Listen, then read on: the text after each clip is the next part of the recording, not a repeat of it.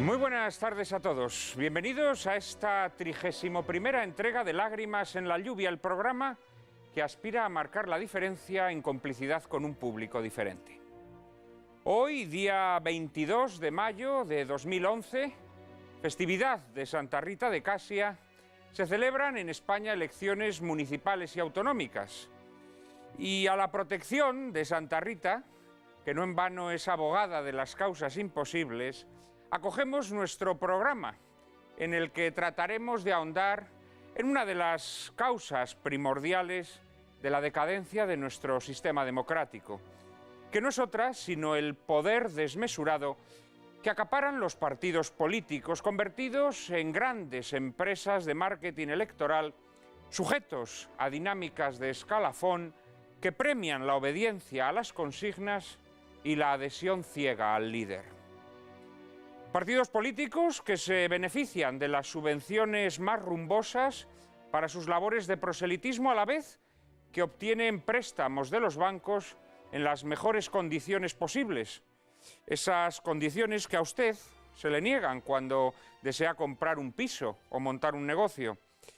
Y con donaciones de deuda, de las que usted no podrá beneficiarse jamás cuando su negocio fracase, Dios no lo quiera, o el pago de su hipoteca se le haga en exceso oneroso. Y todo ello a cambio de todo tipo de favores cuando alcanzan el poder.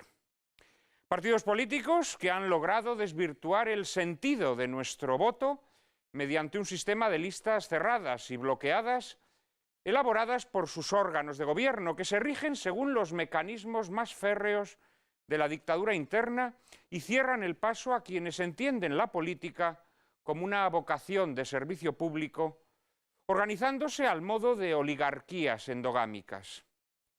Partidos políticos, en fin, convertidos en maquinarias implacables de conquista del poder que contaminan todos los poderes básicos del Estado, que desvirtúan la independencia de los medios de comunicación y mantienen turbias alianzas con la plutocracia, formando con ella una amalgama inexpugnable que redunda en perjuicio del pueblo. Pero en esta partitocracia rampante, ¿qué papel se le asigna al pueblo? Que ya ni siquiera es pueblo, sino ciudadanía gregaria y amorfa, ciudadanía sin mística ni estética, resignada a comulgar con las ruedas de molino que le obligan a tragar los partidos políticos. Pues el papel que se le ha asignado al pueblo es meramente retórico, es el papel de votar a tales o cuales siglas a las que han logrado que el pueblo humillado se adhiera instintivamente. Lo de menos es lo que tales siglas encubran, que con frecuencia es lo mismo, disfrazado con ropajes aparentemente distintos. De lo que se trata es de que votando tales o cuales siglas participemos del zafarrancho electoral en el que los partidos políticos actúan como los camorristas que después de emborracharse en un bar discuten hasta desgañitarse, se arrojan sillas y mesas a la cabeza y al final logran que el dueño no les cobre las copas. Solo que en las contiendas electorales quien es expulsado del bar no son los camorristas, sino el atribulado dueño, a quien además le tocará pagar el estropicio, mientras los camorristas se hacen con el control de las instituciones, que deberían estar al servicio del pueblo, desde los sindicatos al Poder Judicial, pasando por las universidades, las cajas de ahorro que han dejado esquilmadas o la prensa. Pero la partitocracia no solo degrada las instituciones públicas hasta destruirlas, convirtiendo a los partidos políticos en un órgano más del Estado. También degrada a la sociedad, convirtiéndola en un organismo desvinculado, a la que primero se agita con consignas ideológicas que actúan a modo de implantes emocionales para después convertirla en una papilla que se resigna al clientelismo, que acepta la corrupción como un mal endémico e irremediable del sistema, que entrega su voto como si se tratase de un cheque en blanco con el que luego los partidos pueden hacer sus enjuagues y combinaciones según la conveniencia de cada momento y ajenos a los principios que en su día invocaron para sonsacarnos el voto. Apoyados, por supuesto, en una legislación que consagra sus privilegios y en un sistema electoral deliberadamente diseñado para perpetuar su hegemonía. Sobre las lacras de la partitocracia y sobre sus posibles soluciones, así como sobre las deficiencias de nuestro sistema electoral, discutiremos hoy en compañía de Antonio García Trevijano, Carlos Flores Juberías, José Luis González Quirós y Alfredo Dagnino. Les prometo un coloquio formidable, pero antes, como siempre, María Cárcava les anticipa la película que lo ilustrará. Muy buenas tardes, Juan Manuel, y muy buenas tardes a todos ustedes. El film que emitiremos a continuación data del año 1986 y lleva por título El disputado voto del señor Cayo. Está basado en la novela homónima de Miguel Delibes y fue dirigido por el burgalés Antonio Jiménez Rico, quien ostenta el honor de ser el director que más adaptaciones ha hecho del escritor vallisoletano.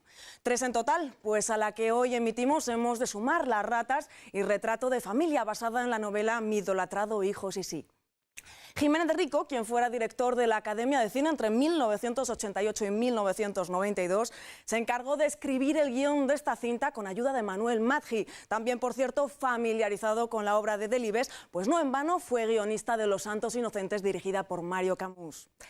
El veterano Alejandro Ulloa se encarga de la fotografía de este drama rural tras una trayectoria avalada por taquillazos como Las chicas de la Cruz Roja o Atraco a las 3 y por obras maestras del spaghetti western como Salario para matar o Los compañeros, o por qué no, del fantaterror hispano como Pánico en el Transiberiano o El retorno del hombre lobo. En el reparto del disputado voto del señor Cayo encontraremos a una jovencísima actriz debutante, Lidia Bosch, que interpreta a la idealista Lali. Bosch será escoltada magistralmente por un convincente Juan Luis Galiardo en el papel del noble diputado Vicente y también por Iñaki Miramón, que interpretará al fatuo Rafa. Aunque si alguien destaca en el reparto es sin lugar a dudas Francisco Rabal, el señor Cayo Fernández, que representa la resistencia agónica de la España rural frente a los políticos de convicciones precocinadas que se internan en los pueblos de Castilla para captar el voto de los lugareños, a quienes desde una absurda concepción urbanita consideran paletos a los que enseñar. Pero en Cureña se tropezarán con un anciano de aspecto corpulento, corazón de labriego y personalidad limpia que cambiará para siempre el horizonte de sus vidas. El disputado voto del señor Cayo, novela publicada en 1978 en pleno alborear de nuestra democracia, nos plantea un muy interesante y revelador contraste entre la ciudad y el campo, característico de la obra de Miguel Delibes. Mientras la ciudad es el ámbito donde triunfan el ruido, el artificio y la charlatanería, el campo es mostrado como refugio del silencio, la autenticidad y la sabiduría. También aprovecha Delibes la oportunidad para confrontar la retórica hueca del lenguaje politiquillo, llena de clichés y topicazos, cuando no de muletillas malsonantes y sórdidas, como ocurre con Rafa, que no hay vez que abra la boca que no suelte un taco, frente al lenguaje austero, límpido y profundamente moral del señor Cayo. Y este choque con una forma de vida infinitamente más elevada que la suya propia hará finalmente que Víctor, el candidato encarnado por Juan Luis Galiardo, un hombre sensible y honrado, acabe resolviendo sus contradicciones íntimas del único modo posible, abandonando la mentira en la que hasta entonces había vivido. Adaptar a Miguel Delibes siempre ha sido garantía de éxito, como bien probaron Antonio Mercero en La guerra de papá y Mario Camus en Los Santos Inocentes. La adaptación realizada por Jiménez Rico y Manuel Madgi añade algunas novedades a la novela de Delibes, sobre todo en la estructura narrativa de la historia. Así, por ejemplo, el inicio de la acción se sitúa en los años 80, con el PSOE ya en el poder, de tal modo que la trama principal es narrada mediante flashbacks, a partir de los recuerdos de Rafa y de Lali. Este cambio es sustancial para el discurso político del film, que se hace eco del desencanto que el partido en el poder había provocado en muchos de sus simpatizantes después de que hubiera traicionado algunos de los ideales defendidos cuando se hallaba en la oposición. Las 3 vueltas al pasado que vertebran el disputado voto del señor Cayo, rodadas en color, a diferencia de las escenas ubicadas en tiempo presente, rodadas en blanco y negro, además de proponernos una visión nada complaciente de la política como fábrica de falsedades, constituyen una elegía desgarradora sobre la agonía de la vida rural, una agonía llena de grandeza y misterio humano que encarna un Francisco Rabal que, como en él era costumbre, está simplemente olímpico. Que ustedes la disfruten.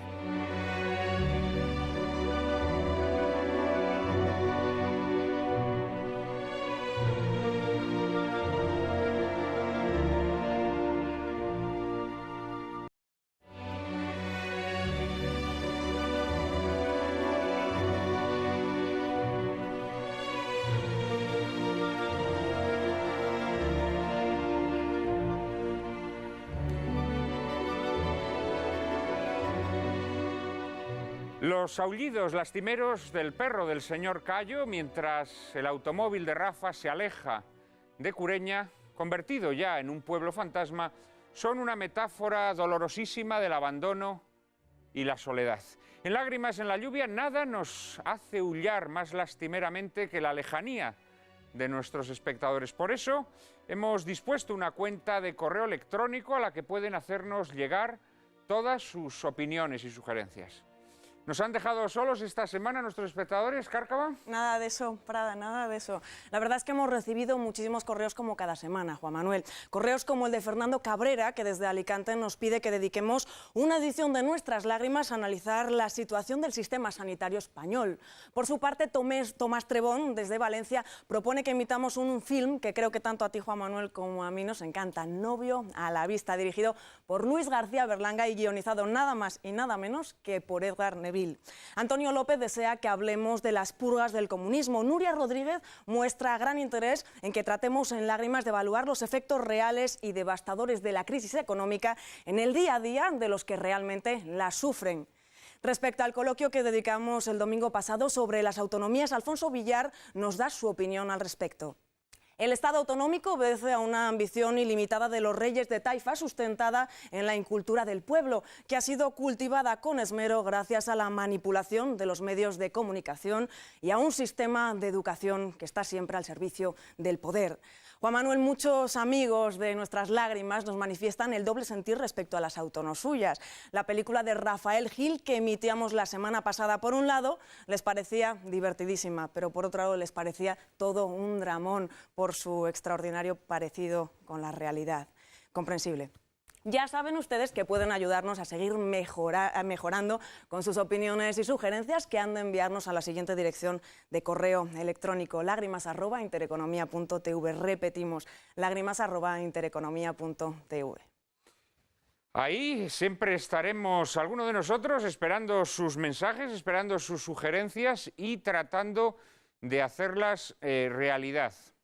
Nuria nos pedía un programa sobre la crisis económica, además contemplada desde la perspectiva de aquellos que más la sufren, contemplada desde la pavorosa devastación que está esta crisis perpetrando en el tejido social, entre los trabajadores que pierden su empleo. Y así procuraremos hacerlo en breve. Asimismo, trataremos de hacer un programa sobre sanidad. La semana pasada, uno de nuestros invitados, Federico Castaño, decía que muy probablemente, si no es después de estas elecciones que hoy se celebran, será después de las próximas legislativas, los partidos políticos empezarán a hablar de copago sanitario, mientras mantienen sus 17 televisiones regionales privadas, mientras mantienen sus embajaditas regionales en todas las ciudades europeas, etcétera, etcétera. De manera que sí, vamos a hablar de muchos temas, pero hoy tenemos un tema suculento, un tema que estoy seguro que a nadie dejará indiferente. No vamos a hacer proselitismo, naturalmente, puesto que estamos todavía en horario electoral, no vamos a hacer proselitismo de ningún partido, pero sí vamos a analizar ese cáncer de nuestra democracia que es la partitocracia. Y para ello contamos, como todos los domingos, con 4 invitados de excepción. En primer lugar está con nosotros Carlos Flores Juberías, doctor en Derecho por la Universidad de Valencia y licenciado en Ciencias Políticas por la UNED, Es profesor titular de la Universidad de Valencia y director de la revista Cuadernos Constitucionales. Amante del séptimo arte, cuenta con títulos como Todos los films del presidente, la presidencia de Estados Unidos vista a través del cine, y Retratos de una ambición, políticos, campañas, elecciones y parlamentos vistos a través del cine. Muy buenas tardes, muchísimas gracias por estar con nosotros, Carlos. Buenas tardes, gracias a vosotros naturalmente por la invitación. Es un placer tenerte entre nosotros, como lo es, sin duda alguna, nuestro siguiente invitado, Antonio García Trevijano, abogado, político y pensador republicano. En 1974 organizó y coordinó la Junta Democrática de España. Ha publicado más de 1000 artículos en diarios tan diversos como ABC, El País, El Mundo o La Razón. Y es autor, entre otros, de los libros La Alternativa Democrática, donde ya denuncia algunos de los temas que hoy van a ser asunto de este coloquio. El discurso de la República, del hecho nacional a la conciencia de España, frente a la gran mentira o pasiones de servidumbre. Su obra más reciente es la monumental Teoría pura de la República, editada por El Buey Mudo. Muy buenas tardes, Antonio, muchísimas gracias por aceptar nuestra invitación. Gracias a ti, al programa. Está con nosotros también, muchísimas gracias, Antonio, por tu presencia. Está con nosotros un conocido de nuestros espectadores, a quien ya han tenido ocasión de apreciar en anteriores programas. Se trata de Alfredo Dagnino, letrato del Consejo de Estado y profesor de Derecho Constitucional y Administrativo. Ha sido, hasta hace unos pocos meses, presidente de la Asociación Católica de Propagandistas y de la Fundación Universitaria San Pablo CEU. Persona de gran prestigio en numerosos ámbitos de la vida civil, especialmente en el campo de la educación y del derecho, es en la actualidad presidente de la Fundación Intereconomía. Muy buenas tardes, querido Alfredo, muchísimas gracias. Muy buenas tardes y muchas gracias a vosotros. Por tu presencia. Gracias. Y por último, cerrando nuestro cuarteto de ases, se encuentra con nosotros también un asiduo de Lágrimas en la lluvia, José Luis González Quirós, profesor de Filosofía en la Universidad Rey Juan Carlos de Madrid y profesor de la Escuela Contemporánea de Humanidades. Es miembro de los consejos de redacción de Nueva Revista y de la Revista de Libros, entre otras. Y entre sus obras merecen destacarse Una apología del patriotismo, Repensar la cultura o El porvenir de la razón en la era digital. Buenas tardes también, José Luis. Muchísimas gracias por acompañarnos nuevamente. Muchísimas gracias. Es un honor. Y bueno, yo creo que es de justicia hacer algún breve comentario, alguna breve alusión o mención a la película que acabamos de ver, que estoy seguro que os habrá suscitado curiosidades y reflexiones sobre el asunto que hoy nos ocupa. Carlos, ya que has sido promotor, organizador de varios ciclos de cine político en Valencia, seguro que nos tienes algo que comentar sobre el disputado voto del señor Callo. Abro con mucho gusto el fuego. Yo creo que esta es una película estimable y me parece un acierto haberla programado en esta tarde de elecciones por varios motivos. El primero de ellos, por su calidad cinematográfica. Es una película con varios elementos positivos, desde luego una buena dirección, un magnífico guión, una muy buena interpretación, la de Paco Raval, y digo una, no digo varias, porque las demás me parece que son bastante calamitosas, pero la de Paco Raval es espléndida, y por supuesto el hecho de que esté basado nada más y nada menos que una novela de Miguel Delibes. Todo eso lo coloca muy por encima de la media de lo que el cine político español de la transición ha dejado como legado, aunque bien es cierto que esa media es extraordinariamente baja. El cine político español de la transición es un cine de muy bajísima calidad, de muy bajísimo presupuesto, y que la verdad es que no ha dejado para la historia del séptimo arte mucho más legado que el que hemos visto y alguna otra cosita más. Y luego, por otra parte, la otra cuestión que me parece interesante enlaza un poco con lo que has dicho en tu presentación, cuando te has preguntado, bueno, y en el mundo de la política, en los procesos electorales, ¿dónde quedan los electores? Ya sabemos dónde están los partidos y los políticos, pero ¿qué pintan los ciudadanos? Bien, en el cine político los ciudadanos pintan bien poco. La inmensa mayoría de las películas políticas son películas protagonizadas por los políticos, películas que se desarrollan en los pasillos, en los restaurantes, en los hemiciclos de los parlamentos, en los contubernios en donde se cuecen las grandes decisiones, pero en las cuales bueno, el ciudadano en la cama, siempre hay y en la cama en alguna ocasión, el político la política tiene un hace amante. extraños compañeros de Sí. cama, es una frase hecha, pero los ciudadanos salen bien poco. Y aquí en el disputado voto del señor Cayo no solamente sale un ciudadano, sino que además es un ciudadano de carne y hueso y además es un ciudadano que se coloca, es colocado por el guionista y por el novelista al mismo nivel, cara a cara del político, hablándole de tú a tú. Aunque sospecho que si el señor Cayo hubiese sabido que lo llamabas ciudadano, te hubiera pegado con la cacha o bastón. Efectivamente. Con esa con la que le sacude al lagarto en estos momentos, según pueden ver nuestros espectadores. Pero sigue.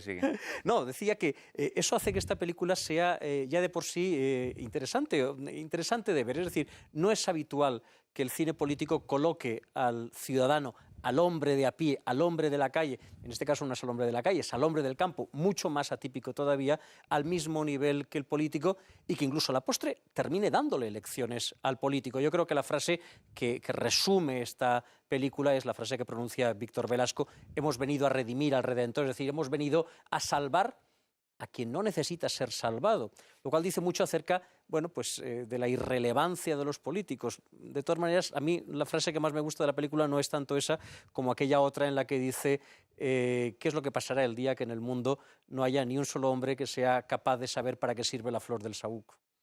Bueno, esa reflexión es maravillosa. Yo, que he sido un lector no empedernido, sino furibundo, me atrevería a decir, de Miguel Delibes, quizá fue mi primer maestro en la adolescencia. Me leí todos sus libros en la biblioteca y cuando tuve dinero para comprarlos, me los compré todos y ahí están en sus ediciones de Destino Libro, la colección de bolsillo de la editorial Destino, la vieja colección de bolsillo, en las estanterías de mi biblioteca, y curiosamente no está el disputado voto del señor Cayo, que yo juzgo una de las obras más endebles de Delibes, más esquemáticas, menos ricas y profundas, ¿no? Pero aún así, efectivamente, la obra que he leído en estos días, he releído en estos días, tiene cosas extraordinariamente penetrantes, y una de ellas es esta, que tú has mencionado, ¿no? Es decir, Miguel Delibes nos muestra cómo la política y la vida urbana y esa vida artificiosa que llevamos nos ha ido distanciando de las cosas esenciales de la vida. Nos ha ido distanciando de la flor del saúco o nos ha ido distanciando de las abejas, ¿no? De las abejas que urden la miel. Y esta separación, este distanciamiento de las realidades profundas y verdaderas de la vida nos ha ido dejando huecos, nos ha ido convirtiendo en auténticas carcasas, ¿no? Y esto yo creo que es lo más significativo y lo más emocionante de esta película, ¿no? El choque con la vida verdadera, por parte de personas que se parecen demasiado a nosotros, personas que llevan una vida artificiosa, ¿no? Alfredo, no sé qué te ha parecido la película. Pues yo coincido con Carlos Flores que en el contexto del cine de la época, pues esta es una de las películas que se salvan. Y yo creo que quizás es una película también, yo coincido que está bien elegida para el tema que vamos a tratar hoy, porque atisba en sus secuencias pues algunos de los males que afligen a nuestra democracia y que afligen también a la nación. Esa divergencia entre la realidad de una clase política concebida como casta respecto de lo que es la ciudadanía, respecto de quienes ostentan la soberanía nacional, esa concepción oligárquica de la política y endogámica, muchas veces desprovista de cualquier sentido de la realidad, y sobre todo de una democracia pues, que muchas veces pues, se pretende convertir en una pura técnica procedimental de formación de mayorías de gobierno más allá de cualquier otro tipo de sustrato o dimensión, ¿no? Yo creo que es una película que no todos los problemas que probablemente vamos a tratar hoy, pero sí algunos quedan bien expuestos en la película, y desde ese punto de vista pues yo creo que tiene un gran interés, ¿no? José Luis, ¿participas de esta visión? Bueno, me sospecho que la película no te ha encandilado, ¿no? Para decirlo piadosamente, ¿no? Bueno, me parece una película que tiene los defectos que desgraciadamente tienen casi todas las películas, o muchísimas de las películas españolas, ¿no? Yo recordaba al verla esta tarde, o esta mañana mejor, lo que me decía un amigo mío, un viejo amigo, que es operador cinematográfico, o sea, que es del gremio, y decía que el problema del cine español, y era tirar piedras a su tejado, es que tú pones en el cine español a unos tipos corriendo por un pasillo y la gente no se lo cree. Y esto lo decía un profesional del sector. Y yo creo que eso es una cosa que pasa mucho. Es decir, las películas tienen con una enorme frecuencia un nivel muy alto de artificiosidad, ¿no? de teatralidad en el mal sentido. Y esta película, para mi gusto, no se libra de eso. Las actuaciones, como ha dicho Carlos, bueno, la de Raval, pues es de Raval y no hay mucho más que decir, ¿no? Aunque yo creo que tampoco esta es la mejor actuación suya, ni mucho menos. A mí me gusta, en cambio, Galiardo. Yo creo que Galiardo, quizás sin querer, da muy bien el tipo de un personaje un poco desconcertado, un poco distante, que no sabe exactamente qué hacer, que no está a gusto con lo que está haciendo. Creo que lo de Lidia Bosch es patético, lo de Miramón igual, etcétera. No creo que sean buenas actuaciones. Pero, en fin. Entonces, la película, no estamos aquí para juzgarla desde el punto de vista cinematográfico, sino desde el punto de vista político. A mí me parece que políticamente hay varias cosas que decir, ¿no? Primero es que los guionistas muy probablemente acentuaron el esquematismo que tú denuncias en el texto de Delibes, que yo también creo que es probablemente el más flojo de todos los suyos, ¿no? Sí, yo creo que es un libro el más menor, esquemático, es un libro ¿no? menor, digamos. Y luego, desde luego, lo acentuaron también en un sentido que es que tiene algo de beatería, ¿no? Es decir, ahí lo que se cuenta es una película en el fondo de buenos y de malos, ¿no? Aunque hay que decir que con el trasfondo de una cierta reflexión sobre hasta qué punto esos buenos, entre comillas, no lo son tanto, ¿no? Es decir, tiene una cierta capacidad de crítica y de distanciamiento respecto a una imagen demasiado idílica del Partido Socialista, ¿no? Que es, por supuesto, el partido de los buenos frente a la UCD del 77, que es el partido de los del poder y tal, ¿no? Bueno, eso me parece que es interesante. A mí, de todas maneras, lo que más me ha interesado son dos observaciones de carácter, digamos, histórico. Una, dos incorrecciones políticas tremendas que están en la cinta y que hoy en día serían impensables. Hasta ese punto se ha deteriorado tanto nuestro nivel de tolerancia con las cosas comunes, ¿no?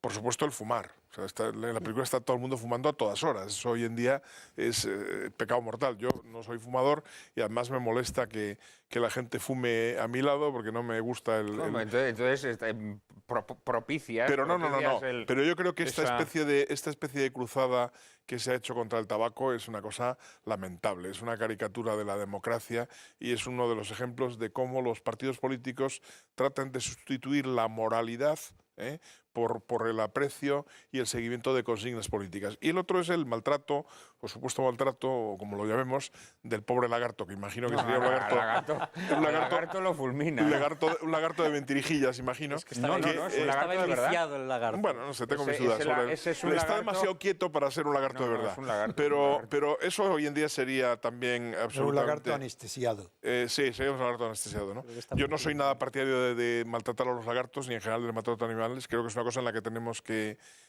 prosperar y mejorar, porque no hay por qué maltratar a ningún ser vivo absolutamente merecedor de buen trato, ¿no? Pero no deja de ser significativo que esa escena se haya podido rodar sin gran escándalo hace años y hoy en día sería objeto de persecuciones terribles, ¿no? Por tanto, termino diciendo que creo que han pasado muchos años y no necesariamente para bien.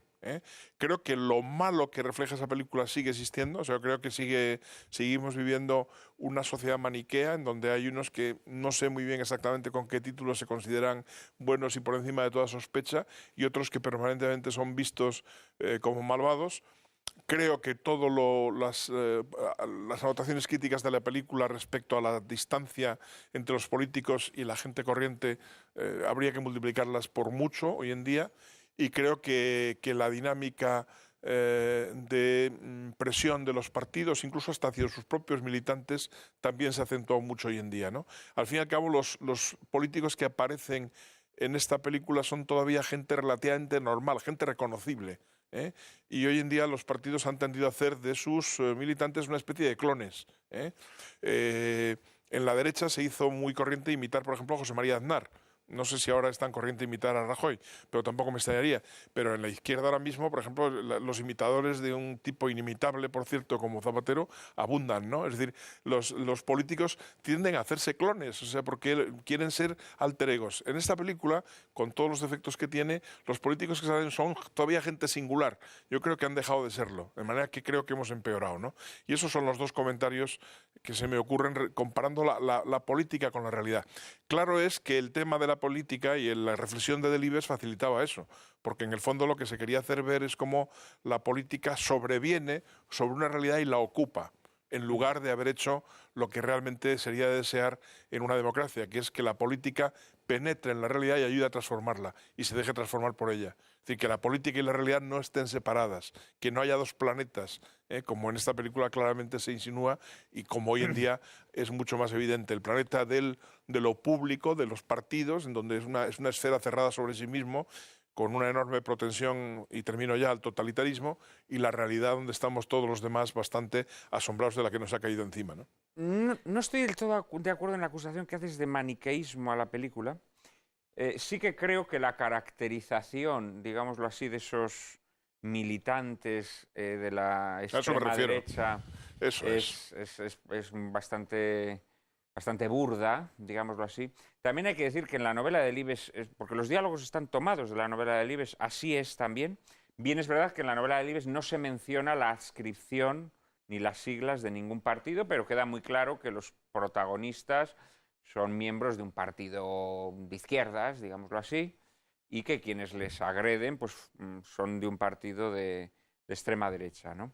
Es verdad que esa caracterización es caricaturesca, pero yo no creo que la caracterización de los socialistas sea complaciente. No, no lo es. Es decir, se muestra ya la traición a los ideales, es decir, de alguna manera el personaje de Víctor encarna bueno, ese idealismo de una izquierda que accede a la democracia pues con ganas de cambiar el mundo y la gente se piensa que pues la pana, la chaqueta de pana de Felipe González, que eso va a traer una transformación milagrosa de la sociedad. Y cuando Víctor se confronta con el señor Cayo, dice, joder, pero si yo a lo que sirvo es a un montón de mentiras. Y ahí él decide que su vida no puede seguir por esa deriva, ¿no? Con lo cual, de alguna manera, yo creo que no es tan complaciente con la izquierda, con el Partido Socialista. En cambio, sí acepta de forma burda esa caracterización esquemática y caricaturesca, ¿no? Con que se... Es que tú fíjate, Juan Manuel, qué curioso es que desde el punto de vista de la violencia política, en España las víctimas de movimientos políticos de extrema izquierda se cuentan por centenares. Sí, jamás han y es un tema que nunca se tematiza. Refrendo, ¿no? Es una cosa nunca como aparte. En cambio, en una obra si literaria se hace una cosa de tal, pues salen unos tipos impresentables de Fuerza Nueva o de lo que fuere, ¿no? A eso me refería. Pero vamos, estoy de acuerdo contigo, ¿no? Vamos a meternos ya directamente en harina y para ello nadie mejor que María Cárcava, que nos va a contar qué es eso de la partitocracia. Llamamos partitocracia a la forma de gobierno que con apariencia democrática concede el control del poder a los partidos políticos y no al pueblo. En España son los partidos y no el pueblo quienes en realidad eligen a los representantes políticos mediante un sistema de listas cerradas y bloqueadas en donde el orden de los candidatos es invariable y el votante es obligado a votar únicamente por la lista tal y como se le presenta. De este modo, el compromiso de los candidatos elegidos antes que con sus votantes es con el partido que los incluyó en sus listas. Otro rasgo característico de la partitocracia es la dictadura interna que rige el funcionamiento de los partidos gobernados por élites que exigen a sus candidatos obediencia ciega y lealtad lacayuna al líder de turno. Así, sometiendo a una dependencia estricta a sus candidatos, los partidos políticos garantizan lo que eufemísticamente se denomina cohesión interna. Quien se mueve no sale en la foto, según célebre frase acuñada por Alfonso Guerra. Y a la larga, esta parálisis provocada por el miedo y la sumisión acaba siendo el fermento de la mediocridad y de la corrupción. Por si esto fuera poco, la partitocracia se asegura que la financiación de sus estructuras sea opípara. Según se establece en la Ley Orgánica 8/2007 de 4 de julio sobre financiación de los partidos políticos, se destinarán a estas formaciones subvenciones en función de su representación parlamentaria, subvenciones cada vez que haya una convocatoria de elecciones, subvenciones anuales para cubrir los gastos de funcionamiento de sus estructuras burocráticas. Y a las partidas procedentes del Estado, los partidos suman las concedidas por comunidades autónomas y ayuntamientos. Además, los partidos políticos están exentos de pagar impuestos por estas subvenciones, así como por las cuotas de sus afiliados y por cualquier tipo de actividades propias. También están exentos de tributar por cualquier concepto patrimonial, ya sea por donación o por adquisición a título lucrativo, así como por los rendimientos que obtengan por la gestión de sus bienes. Y si todavía surgiese alguna forma de ingreso añadida, la citada ley orgánica establece que los partidos cotizarán al tipo único del 25%, un porcentaje muy inferior al que se aplica a cualquier otra persona jurídica en España. Si a ello sumamos los préstamos ventajosos que mencionaba antes Juan Manuel de Prada, que los bancos conceden a los partidos políticos, así como las escandalosas condonaciones de deuda y tratos ventajosos con que los benefician, podemos entender que la partitocracia se haya convertido en un cáncer devastador de nuestra democracia.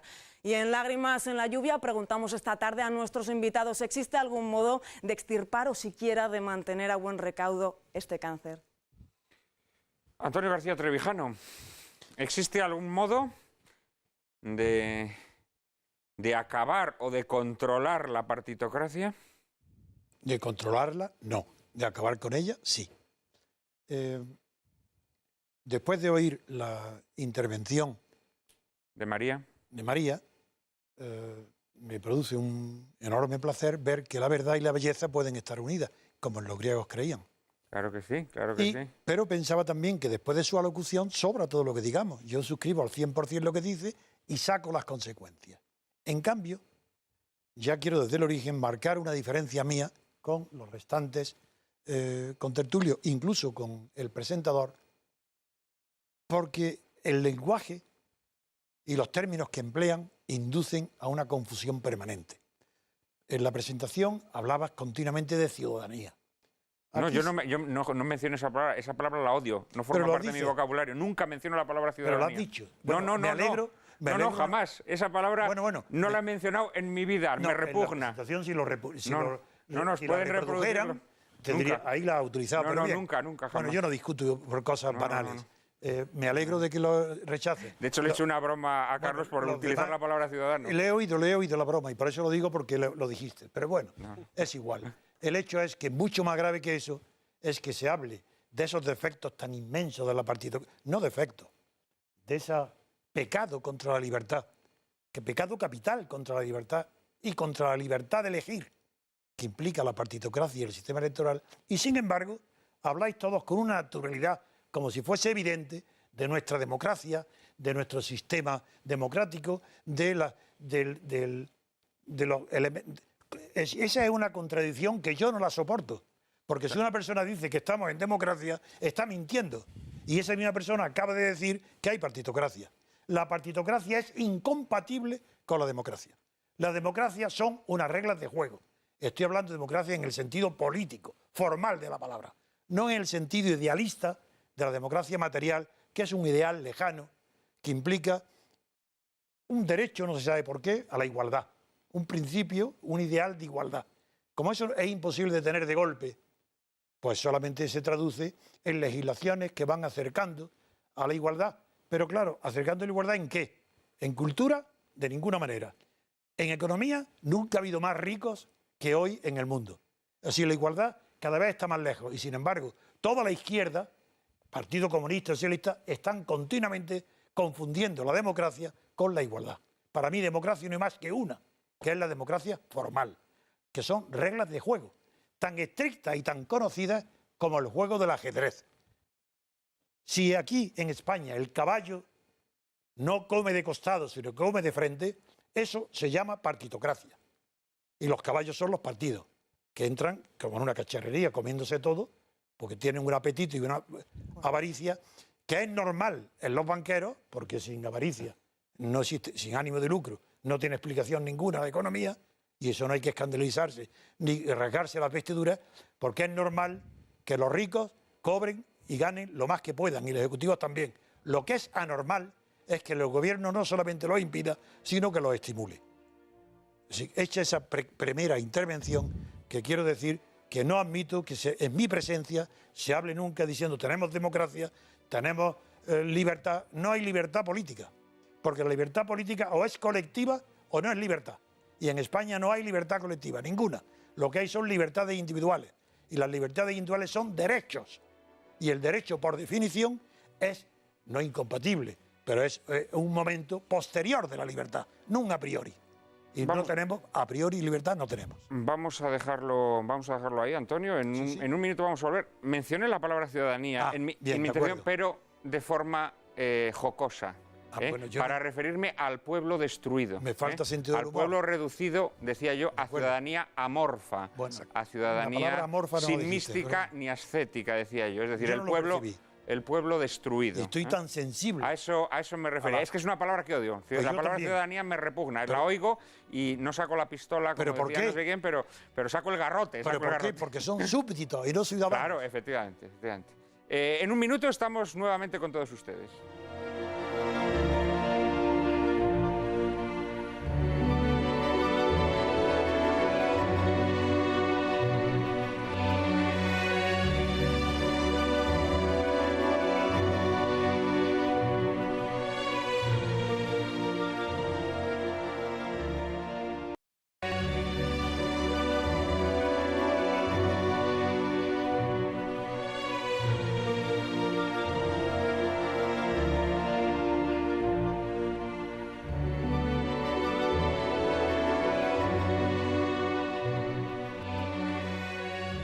Tras la exposición, siempre tan ajustada y clarificadora como todas las suyas, de María Cárcava, Antonio García Trevijano nos hacía un alegato muy contundente y extraordinariamente bien razonado contra esta partitocracia, que es exactamente lo contrario de una democracia, entendida como forma política. Seguramente que nuestros demás invitados tendrán aportaciones muy valiosas que hacer, y el primero que me reclama es Carlos Flores. Yo, para discrepar un poco y amistosamente con Antonio, lo esperaba y lo dije. yo no llevaría el argumento hasta el extremo de decir que la democracia y la partitocracia son incompatibles. Yo creo que del mismo modo que la enfermedad es compatible con la vida, hasta el momento en que la enfermedad se agrava hasta un determinado extremo y termina con la vida, la partitocracia es compatible con la democracia, aunque constituye uno de sus cánceres, una de sus amenazas, y a partir de un determinado punto puede suponer su terminación. Y constituye, en vuestro caso, evidentemente, uno de los grandes cánceres de nuestra democracia, que trae su causa o que trae su razón de ser en los primeros momentos de nuestra transición. Por cierto, ahora que se habla tanto de hacer una segunda transición, ahora que se habla tanto de revisar los pactos que se hicieron en aquel momento y las servidumbres de aquellos primeros pactos de la transición, quizás sería adecuado reabrir el pacto que en los primeros momentos de la transición se hizo respecto del papel de los partidos, al que se les concedió en nuestra Constitución y en nuestra ley electoral una posición de privilegio en pago, se supone, al sacrificio que habían venido desempeñando durante los años de lucha clandestina contra el franquismo. Nuestra Constitución es una de las pocas en las que los partidos aparecen no en los artículos dedicados a la asociación, al derecho de asociación o al derecho de participación o al proceso electoral, sino en el propio título preliminar, donde se condensan, digamos que, entre comillas, las grandes verdades o los grandes pilares de nuestro sistema constitucional: la unidad nacional, la monarquía, la democracia, el Estado de las autonomías. Los partidos políticos aparecen ahí. Y esa situación privilegiada de los partidos en nuestro marco constitucional se traslada a nuestra legislación electoral en los términos que María ha expuesto, brindando a los partidos privilegios en cuanto a la presentación de candidaturas, en cuanto a la financiación de sus actividades, en cuanto a su interacción con la sociedad, en cuanto a su presencia en los medios de comunicación, que les convierten en los auténticos dueños del proceso electoral en detrimento de los ciudadanos y de otras formas de participación política. Quizá entre todos esos privilegios que María mencionaba, los más escalofriantes son los que tienen que ver con la exención de impuestos. Claro, luego cuando hay corrupción y cuando hay financiaciones turbias en los partidos, nos llevamos a la mano a la cabeza, pero si es que esa ley está propiciando, está poniendo el caldo de cultivo para que eso ocurra. Claro, cuando todas las actividades de una organización, de una persona jurídica, las declaras exentas de impuestos, cuando permites que las donaciones, todo tipo de cesiones de patrimonio no tengan efectos tributarios, estás potenciando algo sumamente peligroso. José Luis había pedido la palabra y también Alfredo y Sí, yo Antonio. estoy de acuerdo con don Antonio en que en un sentido lógico estricto la partidocracia y la democracia son incompatibles. Lo que ocurre es que es cierto que la partidocracia solo puede acontecer cuando hay algunas de las condiciones que permiten una democracia, ¿no? A mí lo que me parece lo más grave de la partidocracia, tal como hay como ese fenómeno se da entre nosotros, es la absoluta falta de poliarquía, que sí creo también que es una condición totalmente esencial en la democracia. En una democracia tiene que haber diversidad de poderes, que los poderes tienen que equilibrarse, tienen que ser independientes, tienen que ser capaces de defender posiciones distintas, incluso con mucha dureza, ¿no? Porque lo contrario es la utopía de pensar que en una democracia existen soluciones óptimas, ¿no? Eso sería una democracia, aunque esto sea una contradicción absurda, a la manera platónica, y eso es un disparate. Las democracias son conflictivas, imperfectas, tienen muchos cambios, tienen muchas circunstancias, y por tanto la única cosa casi que me parece a mí esencial es la poliarquía. Entonces, ¿qué hace esta partidocracia? Acabar radicalmente con la poliarquía. Es decir, los partidos determinan absolutamente el poder judicial, por supuesto determinan el poder ejecutivo y el poder legislativo y acaban con todo. Es decir, no hay nada que tenga relevancia política que no esté de una manera u otra controlada por ellos. Ahora bien, ¿ese problema de qué nace? A mí me parece que nace, esta es mi idea, de que nosotros hemos querido hacer una democracia en un país en el que no había una cultura democrática.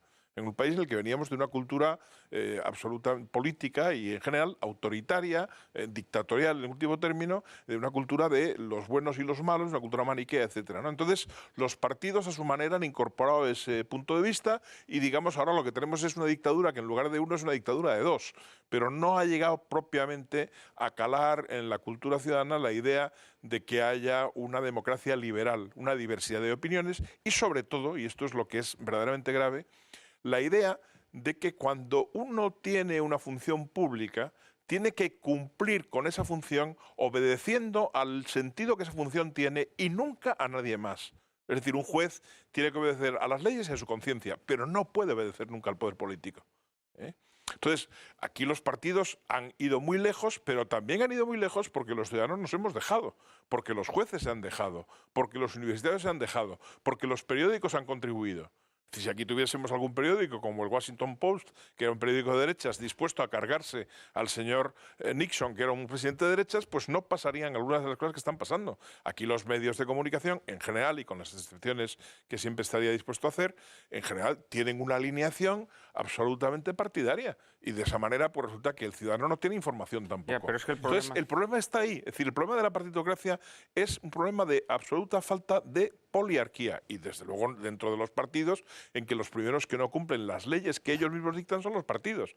Los partidos, tú has subrayado muy bien y termino ya, que están exentos de control por Hacienda, lo cual es gravísimo, desde luego. Pero es que están, incluso del que no deberían estar exentos, que es del control por sus propios militantes, se lo pasan por el arco del triunfo, con perdón por la expresión. Es decir, los partidos en los congresos, por ejemplo, no dan jamás cuenta de qué han hecho con los dineros que tienen. Ese es un tema absolutamente sometido vamos, de ninguna manera sometido a control por la gente. Entonces, esta falta total de transparencia, pues naturalmente invita a suponer que los partidos no están dedicados precisamente a la virtud y al bienestar ciudadano, sino muchas veces a lo contrario, a la rapiña y al sálvese quien pueda, ¿no? Entonces, ese es el punto clave en nuestra situación, que los partidos tendrían, no sé cómo habrá que hacerlo, pero me parece que ahora mismo hay un nivel de descontento, hay un malestar difuso que todavía no está articulado políticamente o no está suficientemente articulado políticamente, pero un malestar difuso contra todos los partidos. Probablemente ahora mismo mucho más contra el partido en el poder, porque tiene más poder que el otro y ha cometido todavía, a mi ver, más errores y más graves que el otro, pero también contra todos. ¿Por qué? Porque no dejan espacio a nada que no sea su estricta obediencia, su estricto seguimiento y sus estrictas doctrinas. Y eso es un disparate, porque aquí no cabe democracia de esa manera, ¿no? Mencionabas cómo los partidos políticos han de alguna manera acaparado y desde luego desnaturalizado esa necesaria división de poderes que tiene que existir en una democracia. Y hablabas también de cómo han infectado otros ámbitos ya de la vida política y social, incluidos los medios de comunicación, y lo contraponías pues al Washington Post cuando denuncia a Nixon, ¿no? Pero es que la dura realidad es que hoy en día los partidos políticos también pueden acabar con los medios de comunicación. No, claro. Hombre. Porque claro, los partidos políticos tienen hecha una amalgama de poder con el poder financiero, con los bancos, ¿eh? Y entonces ahora mismo un partido político puede llamar al presidente de un banco y decirle no le concedas préstamos a tal medio de comunicación. Y ese medio de comunicación se va al garete. Es claro, la amalgama de poder que hoy en día nos atenaza es superior, yo creo, a la de cualquier otra fase de la historia de la humanidad. Es decir, bajo esta pretendida democracia estamos prisioneros de una amalgama de poder extraordinariamente potente. Alfredo. Sí, yo coincido sustancialmente con lo que se ha dicho anteriormente. Sabemos que los partidos políticos son un instrumento fundamental de participación, no el único, porque uno de los problemas que acarrea la partitocracia es que los partidos políticos se arrogan el monopolio de la participación política y cabe presencia, cabe participación política al margen de los partidos, y en otros sistemas esto es habitual. Pero cualquiera que sea la formulación que se utilice, lo que está claro es que la partitocracia es una degeneración del sistema democrático. Y ahora vivimos de alguna manera, y eso es un mal, una cierta absolutización, una sacralización de la democracia. Y probablemente podríamos afirmar que es el menos malo de los sistemas de gobierno, pero lo que no podemos es sacralizar una forma degenerada o viciosa de democracia. Los partidos políticos tienen la querencia, la pretensión de arrogarse el monopolio de la participación.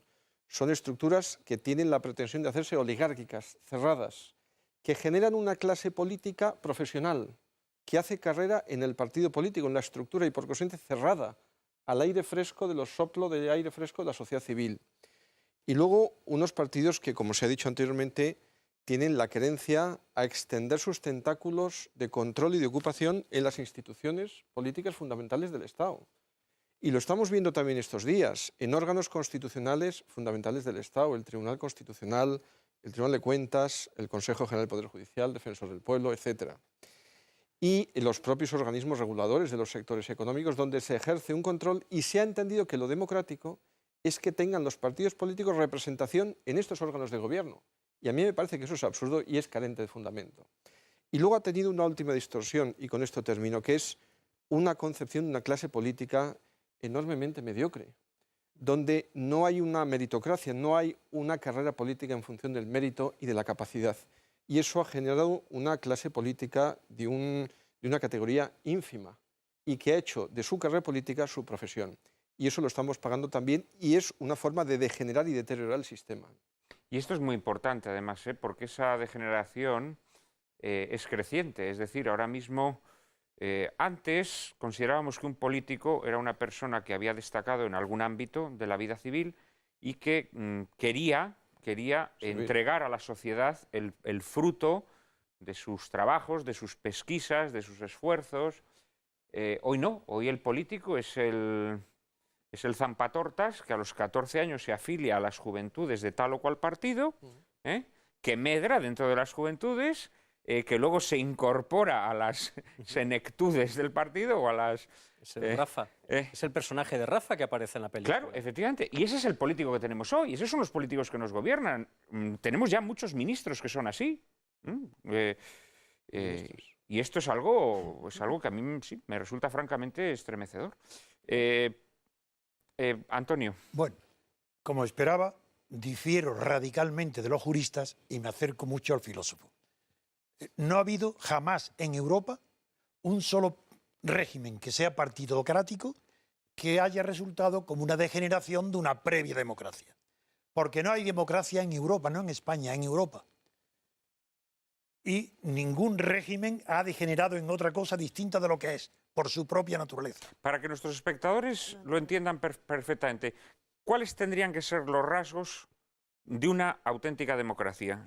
Según esta contraposición absoluta y radical que tú estableces entre democracia y partitocracia. Suelo ser muy breve y muy claro. Primero, quería decir que la democracia que ha defendido mi compañero ilustre filósofo es la de Robert Dahl, el norteamericano. Y esa tesis de la poliarquía es válida, en Estados Unidos es inválida para Europa. En Europa la socialdemocracia, por ejemplo, los príncipes de Asturias en España tienen premios por sus mentiras. Sartoris, por ejemplo, quiere hacerlo incluso para Europa. Eso sabe cualquier constitucionalista que tenga un profundo conocimiento del origen de las instituciones, sabe que eso es falso. Voy a decir que las falsedades sobre la partitocracia arrancan de que en España nadie conoce su origen. Yo pregunto ahora en la universidad a todos los catedráticos, ¿de dónde viene la partitocracia? Nadie sabe de dónde viene. El más experto me dirá, hombre, el sistema proporcional empezó en la República de Weimar. Ahí vendrá. Y me dirán, sí, el sistema proporcional le dio en el año 22, la ley de diciembre, dio a Mussolini con el 22% todos los escaños. A Hitler le tiró la alfombra roja para la ocupación. Eso lo saben, pero no saben dónde empieza y por qué empieza la democracia, la partitocracia. Yo se lo diré ahora. Explícanoslo. La partitocracia tiene origen norteamericano. Son los Estados Unidos vencedores de Mussolini y de Hitler quienes instalan en París sus cuarteles del ejército, Eisenhower sobre todo, el primero, y luego el general Marshall, y no está Europa destruida. Las ideas de los europeos, entre ellos famosos, entre ellos Ortega y Gasset, el español, de los reencuentros internacionales del 47, que se inician, duran 10 años, son una vergüenza. Se cae la cara de horror al leer la intervención de los filósofos de aquella época, de los grandes, de los tomistas, donde pedían, después de la guerra, un retorno a la situación anterior a la guerra. Es decir, un retorno a la situación que había provocado la guerra. Bien, entonces, los americanos sabían que eso era imposible. Eran militares y estaba Europa destruida, humeando las ciudades y estaban obligados, porque vinieron con un buen sentimiento de generosidad y de libertad, querían reconstruir Europa. El plan Marshall fue lo primero, y eso poca gente lo sabe, pero es el secretario general de la OTAN primero, el belga Spaak, lo tiene declarado en su memoria. Que se lean, que se estudien. La Unión Soviética, Stalin, quiso entrar en el plan Marshall. Estados Unidos se negó y ahí empezó la Guerra Fría.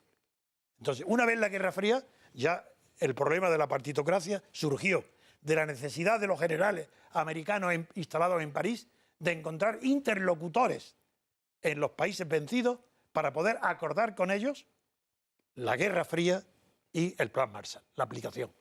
Y ese fue el origen de la partitocracia, porque los intelectuales europeos no habían olvidado los efectos extraordinarios que produce el sistema proporcional, del que luego hablaremos en la última fase, que se refiere a la electoral. No lo habían olvidado. Y sabían que eso había sido fantástico para el triunfo del totalitarismo, el sistema proporcional. Por tanto, ya tenían un arma en su mano. Los americanos, que no conocían esas cosas, eran militares, prácticos, con sentido común, pero que no conocían los orígenes de las instituciones, ni lo que eran los sistemas electorales europeos, conocían solo el suyo, por cierto, muy anticuado e inaplicable en Europa, pues les piden ellos, buscan en quién van a buscar para dialogar con ellos. A las mismas personas que fueron fácilmente derrotadas por el fascismo. Así, a los que Mussolini liquidó, a los que Hitler liquidó, a los de Gasperi y Adenauer, a esos viejos, yo los llamo viejos, tengo 83 años, pero comparado con ellos eran unos viejos, yo soy joven. Por mi frescura y porque sigo luchando igual que cuando tenía 20 años. Pues los llaman a ellos y acuerdan, le dicen, bueno, como tenemos que ser interlocutores, los estados estaban destruidos, no existían, dicen, basta. Ellos no tenían poder, ninguno, venían ni siquiera en la resistencia habían tenido papeles honorables. Benedetto Croce, que hizo algo, un pinito, fue apartado. Entonces, con esos, y quien haya leído de verdad la historia sabe lo que sucedió. Dijeron los americanos mismos, si vosotros podéis hacer las listas de los candidatos, pues ya está, ya tenéis el poder absoluto. Y ahí ese es el origen de la partitocracia. Por tanto, en España, no termino para decir España, en España la partitocracia llega en un momento donde ya no estaba justificada. No es que yo la justifique porque soy un demócrata y no admito ninguna justificación contra la libertad, pero tenía la disculpa de la guerra terrible mundial, de los problemas mundiales, Europa ardiendo, destruida. Tenía una eficacia, como las dictaduras son más eficaces inmediatamente que los sistemas liberales. La partitocracia tenía una eficacia que los americanos lo olieron, lo percibieron y la impusieron. Pero cuando Franco muere y se instala de golpe, porque la partitocracia no es una degeneración porque está en la Constitución. Es la Constitución la que es partitocrática. ¿Qué degeneración ha habido de la Constitución si sigue estando en vigor la misma? Pues ahí, cuando muere Franco, ya la Guerra Fría estaba extenuada. No había terminado, porque simbólicamente termina con el muro de Berlín. Pero cuando muere Franco ya nadie creía ya en la Guerra Fría. Y esa es la razón por la cual niego que la partitocracia sea degeneración de la democracia, que es obediente a sus propias reglas, y que o se destruye la partitocracia desde fuera, no participando en el sistema, o es imposible que lleguemos nunca a la libertad política ni a la democracia. José Luis. Bueno, yo creo que lo que dice don Antonio es históricamente correcto, pero a mí me parece que la democracia mejor y en la que más podemos inspirarnos es sin duda ninguna la democracia americana. En primer lugar porque es una democracia que surge de una revolución contra un poder absoluto respecto a ellos, que es una cosa que nunca ha pasado en Europa. Es decir, los Estados Unidos tuvieron la suerte de enfrentarse a un Estado para crear una nación. Y entonces lo que tuvieron muy claro es que no querían que a ellos les pasase lo que les había pasado con el Estado colonial. Y por tanto, desde el principio entendieron que la sociedad tenía que estar protegida frente al Estado. Jefferson, por ejemplo, lo dice con extrema claridad, ¿no? Es decir, un gobierno, todos ellos, vamos, lo tenían muy claro, ¿no? Entonces, yo estoy de acuerdo con que nosotros, al tratar de hacer una democracia después de la salida del franquismo, podríamos haber sido más cuidadosos y no haber incurrido en algunos de los defectos, por ejemplo, en la redacción de la Constitución que hemos incurrido, ¿no? Pero, de todas maneras, me parece que lo que ha ido sucediendo ha ido agravando ese mal inicial. Es decir, a mí me parece, por ejemplo, que es evidente que el Consejo General del Poder Judicial, por citar una cosa concreta, era mucho más proclive a una democracia real y a una poliarquía, tal como está en la mera Constitución, que con la interpretación que hizo el Partido Socialista unos años después, modificando esa ley, y con la aceptación de esa ley que hizo el Partido Popular cuando llegó al poder, pactando ese asunto. Eso me parece una cosa gravísima. Y, digamos, en esa línea yo no soy demasiado partidario de las soluciones radicales y de las pretensiones excesivamente doctrinales. Yo creo que las cosas hay que irlas arreglando cuando se puede. Hay veces que ya llega un momento y no se puede y hay que organizar un buen follón, ¿no? Pero mientras se pueda, soy partidario de las reformas. Y creo que lo que ha ocurrido es que en nuestra democracia, que sí creo que hay una democracia con enormes defectos, pero sí la hay, mejor que lo anterior, desde luego, hemos tenido mala suerte. Hemos ido haciendo las reformas siempre en el mal sentido. No ha habido nunca una reforma en el sentido de hacer que la democracia tuviese más contenido. Todas han ido fortaleciendo el control del poder por muy pocos. Si se me apura, en este caso, si acaso por los dos líderes del partido o por tres, y el rey.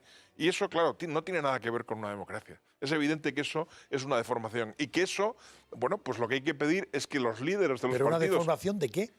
Bueno, pues una deformación de la idea. Quiero decir que sí, es una deformación de la idea. No el sistema desde el principio está mal. Es una deformación...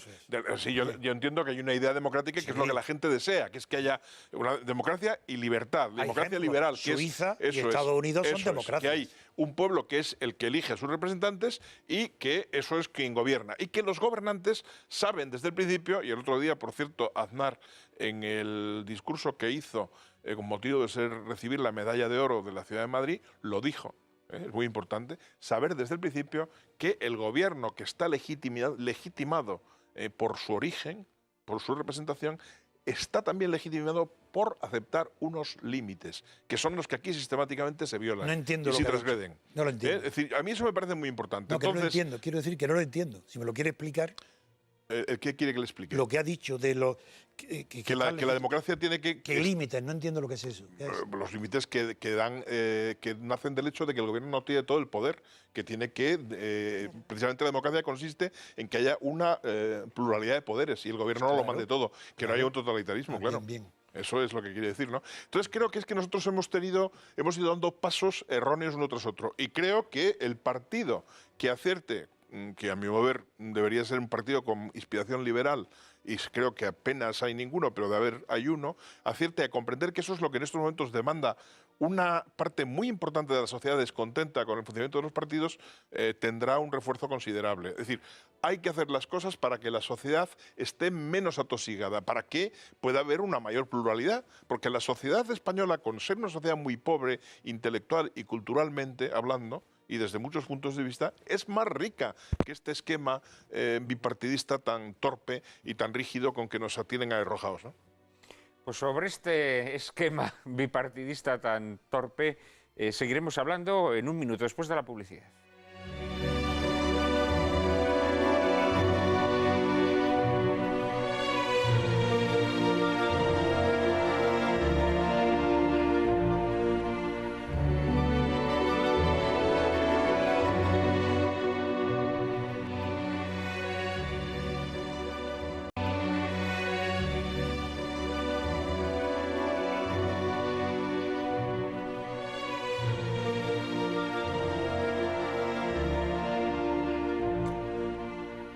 Aquí estamos otra vez, día 22 de mayo, día de Santa Rita, abogada de las causas imposibles, tratando de contar en qué consiste esto de la partitocracia. Alfredo, me habías pedido la palabra.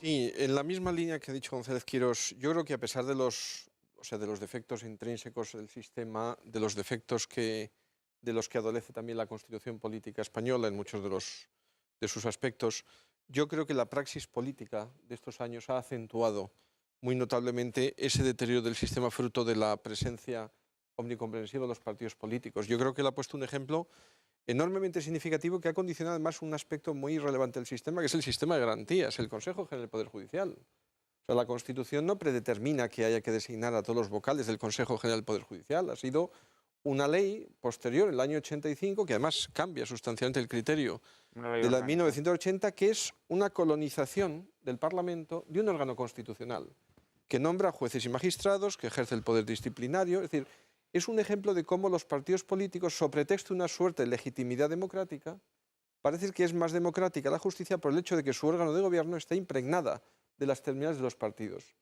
Bueno, ese es un ejemplo de lo que ha sido el extender los tentáculos del sistema partitocrático, que más que expresión del pluralismo social es una estructura del Estado, alimentada desde el propio Estado y financiada, como se ha dicho anteriormente, y más grave aún en un ámbito que es el sistema de garantías jurídicas. Y eso ha tenido sus efectos, y lo estamos viendo estos días también, con sentencias del Tribunal Constitucional mediatizadas por mor de esos condicionamientos políticos, ¿no?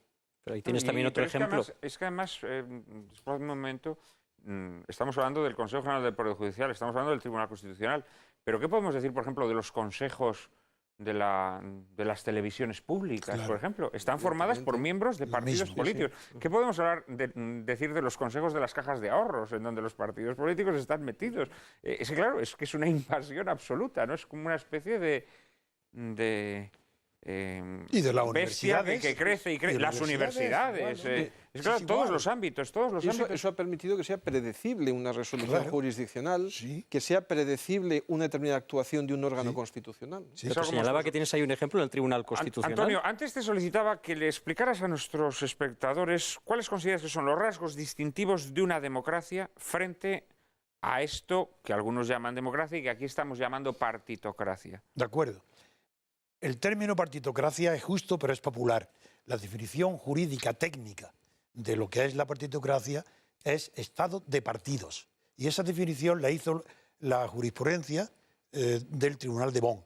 Es decir, no como algo despectivo. Y en España lo trajo el primer presidente del Tribunal Constitucional que murió, trajo el término estado de partidos. Es correcto. Y yo siempre hablo de estado de partidos. Las características, las dos notas, son dos. Las dos notas de la democracia formal o política son dos. Uno, ser representativa.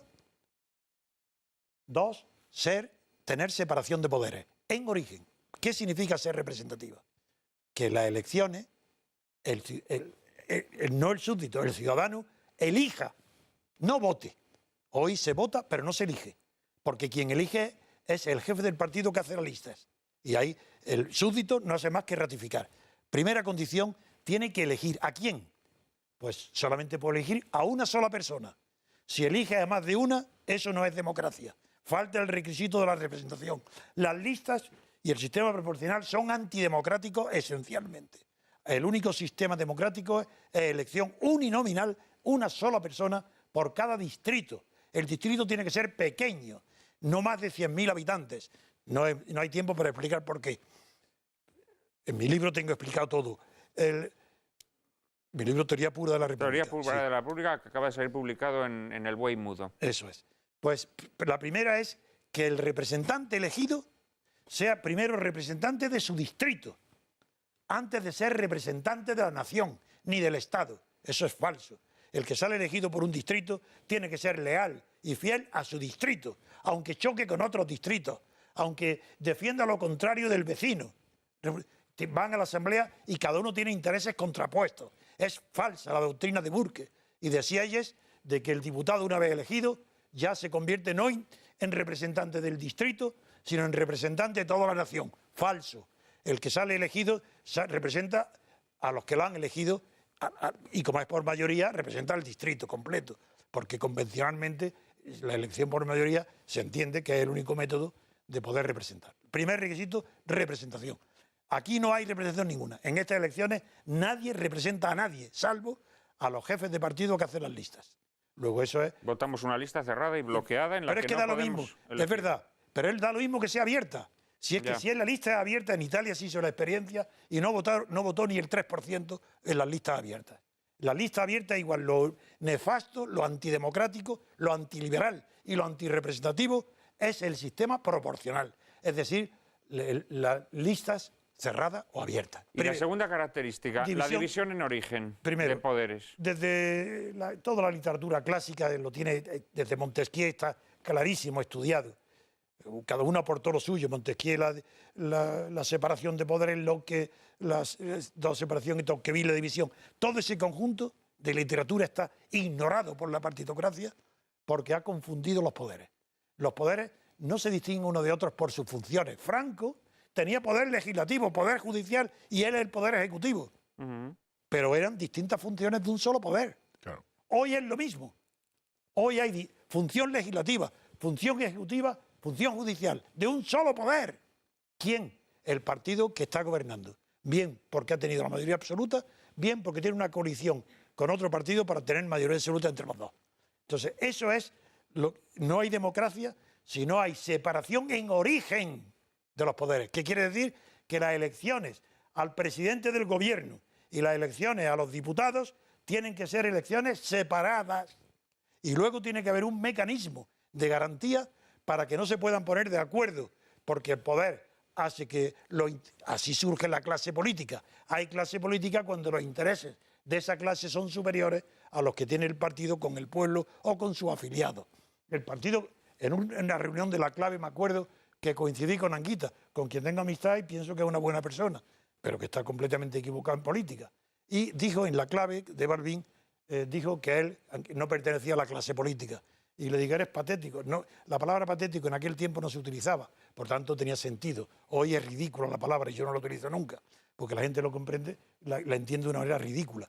Pero le dije, eres patético porque tú ni siquiera sabes que perteneces a la clase política. Tú, como por ser dirigente del Partido Comunista, estar integrado en el sistema y defender el sistema, eres clase política. Y por tanto, ya no hay separación de poderes. La democracia se define por la separación en origen distinta. Y para que no se produzca ese conato de formar clase política, tiene que introducirse un mecanismo que en Estados Unidos no existe. Porque en Estados Unidos, sin embargo, porque existe el precepto, el número 7 del artículo 1 de la Constitución de Estados Unidos, es antidemocrático. Y yo lo explico en mi libro, digo, eso hay que reformarlo. Porque el presidente Obama y cualquier presidente de los Estados Unidos puede suspender la publicación de una ley, no promulgarla, no publicarla en el boletín oficial, a su capricho cuando quiera, a condición de que la devuelva a las cámaras de representantes y al Senado para que vuelvan a votarla y tengan una mayoría cualificada de 3/4 partes para que entonces aprobarla. Eso es igual que el veto de la Revolución Francesa de Luis XVI. Eso es antidemocrático. Eso es inconcebible. Con lo cual, digamos que regímenes democráticos verdaderos Puro, no hay más que en Suiza. no existe. Suiza. Sí. Y me ha llamado la atención que de alguna manera consideras que en lo sustantivo, un régimen de corte autoritario, digamos, como el de Franco, en lo sustantivo no se distingue demasiado ¿De lo que hay? de la partitocracia actual. No es que no se distingue en lo sustantivo, no se distingue en nada. En nada. Ni siquiera en la libertad de expresión. Es falsa.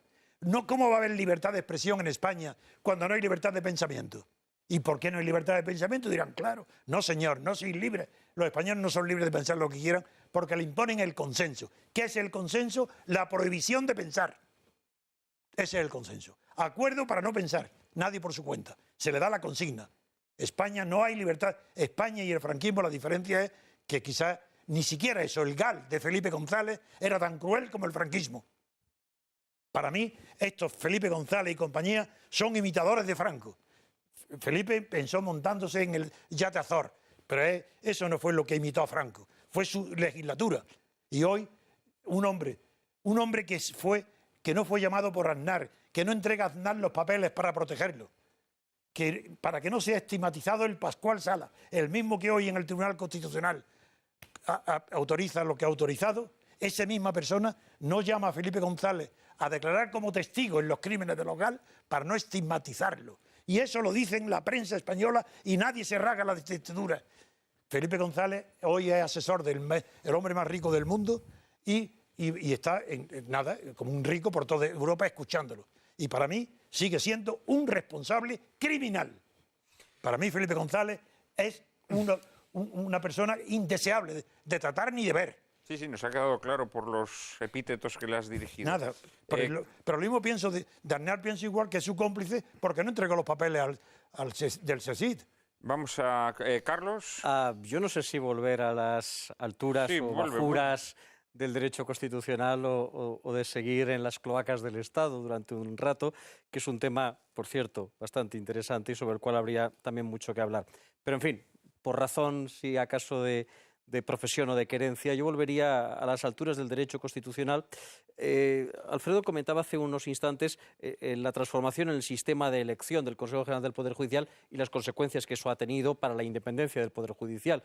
Y le señalaba, fuera de micrófono quizás, que lo mismo podríamos hablar respecto del Tribunal Constitucional.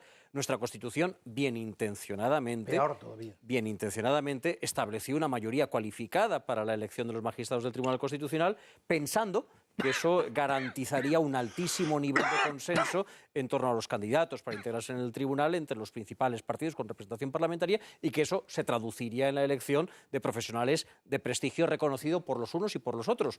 A la postre, esa previsión constitucional ha quedado truncada. Lo que existe en estos momentos es un sistema de cuotas en el que los diputados del partido A votan a los candidatos del partido B con la nariz tapada, a cambio de que los candidatos del partido B voten a los candidatos del partido A pesar de que consideren que son deleznables. Y a la postre acaban sentándose en el Tribunal Constitucional personas de las cuales discrepan muchos de los diputados que les han encumbrado a esa posición con sus votos. Ese es uno más de los muchos ejemplos de transformación o de mutación de nuestra Constitución que no ha sido alterada en su literalidad, pero sí que ha sido alterada en su aplicación. Y todas esas alteraciones se han encaminado en la misma dirección, en la dirección de consolidar, de solidificar el papel que los partidos juegan en nuestra democracia y de transformar gradualmente a nuestra democracia, que ya en sus orígenes, ya en el propio texto constitucional, otorgaba a los partidos una posición de privilegio en una auténtica partitocracia, en donde no hay alternancia, en donde no hay alternativas y en donde, por otra parte, tampoco hay división de poderes.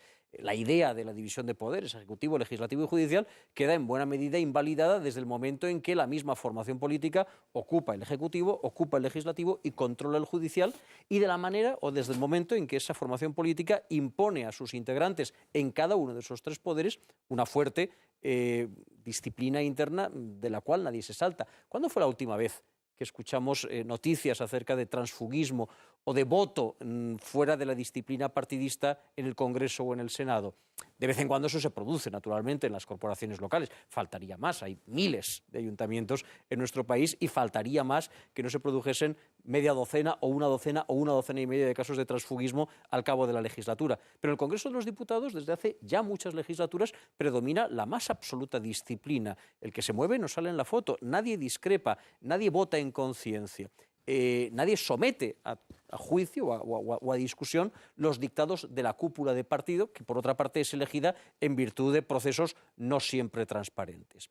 Añadamos a todo eso que los españoles han ido cada vez concentrando más su voto en los dos grandes partidos.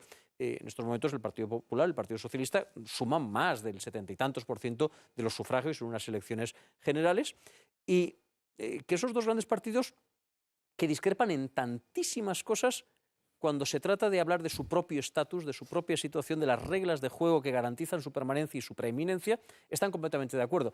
Es curioso, después de una legislatura tan dura como esta, después de 2 legislaturas tan duras como las 2 últimas, en donde el Partido Popular y el Partido Socialista han discrepado en tantísimas cosas, cuando llegue el momento de reformar las reglas del juego, cuando llegue el momento de reformar la ley electoral del 85 y de elaborar la nueva ley electoral de este año, de hace apenas unos meses, del 2011, socialistas y populares se ponen de acuerdo. Socialistas y populares, incapaces de ponerse de acuerdo en tantísimas otras cosas, sí que se ponen de acuerdo a la hora de repartirse los espacios televisivos gratuitos, a la hora de repartirse el minutaje en los telediarios, a la hora de asegurar la financiación pública de sus campañas, a la hora de evitar el transfugismo en las corporaciones locales, etcétera, etcétera, etcétera. Es decir, cuando se trata de discutir acerca de las reglas del juego, los grandes siempre están de acuerdo. Los pequeños son los que discrepan, pero a los pequeños nadie les escucha. Pues sobre las reglas precisamente de ese sistema electoral español que favorece a los grandes partidos, así como a algunas formaciones regionalistas, nacionalistas, minoritarias, nos introduce ahora María Cárcava. La ley electoral española, a pesar de fundarse en criterios de proporcionalidad, ha demostrado en repetidas ocasiones ser escasamente proporcional. De entrada, establece la provincia como circunscripción, lo que favorece enormemente a los partidos nacionalistas, que así obtienen, con un número de votos mucho menor, una representación mucho más abultada que otros partidos nacionales minoritarios cuyos votantes no se hayan concentrados geográficamente, haciéndose de este modo insustituibles para la formación de gobiernos estables. En nuestro actual sistema electoral, los únicos partidos que pueden acceder a una representación parlamentaria reseñable son aquellos con un respaldo mayoritario en el conjunto de la nación o aquellos que, siendo minoritarios, tienen a su electorado concentrado en unas pocas provincias. Si a ello se suma que, según establece el artículo 163 de la Ley Orgánica del Régimen Electoral General, no se computan los votos de las candidaturas que hayan obtenido en su circunscripción un porcentaje menor al 3% y que los representantes que pudieran corresponderles se asignarían a las listas restantes, entenderemos que nuestro sistema electoral veta en términos prácticos la admisión de partidos minoritarios. A estas trabas debemos añadir que el sistema actual de recuento, la llamada Ley D'Hondt, favorece la sobrerepresentación de los partidos mayoritarios en cada circunscripción provincial. De este modo, los partidos minoritarios de ámbito nacional, que podrían favorecer la alternancia en el poder y restar protagonismo a los partidos nacionalistas en los grandes debates nacionales y acuerdos de Estado, son relegados a la insignificancia, cuando no a la clandestinidad. Sumemos a este panorama que la iniciativa legislativa popular no puede emplearse para instar la modificación de la Constitución ni de las leyes orgánicas, entre las que se cuenta la propia ley electoral, y que los poderes ejecutivo y judicial son elegidos a la postre por los representantes del poder legislativo. ¿Qué posibilidades de regeneración nos restan entonces frente al leviatán partitocrático? Alfredo, ¿qué posibilidades hay de romper el cerco? Sí, antes ha dicho Antonio García Trevijano una cosa que yo estoy completamente de acuerdo, y es cuando señalaba los rasgos que configuran y hacen reconocer una democracia, hablaba en primer lugar del carácter representativo. Yo creo que eso es esencial a la hora del sistema electoral. O sea, yo creo que pocos conceptos ofrecen constantes motivos de insatisfacción como el de representación política. E históricamente, progresivamente, a medida que se iba extendiendo el derecho de sufragio, han ido decantándose y configurándose unos sistemas electorales, merced a los cuales se ha ido produciendo una abierta divergencia entre los electores y los elegidos. Y eso es el problema de la representación política. Si a eso unimos el peso, como antes hablamos, de los partidos políticos, pues hace que realmente los parlamentos se hayan convertido en instituciones que ejercen un papel meramente homologador o legitimador de las decisiones políticas del Ejecutivo. Y yo creo que el sistema electoral no deja de ser una técnica al servicio de esa representación política.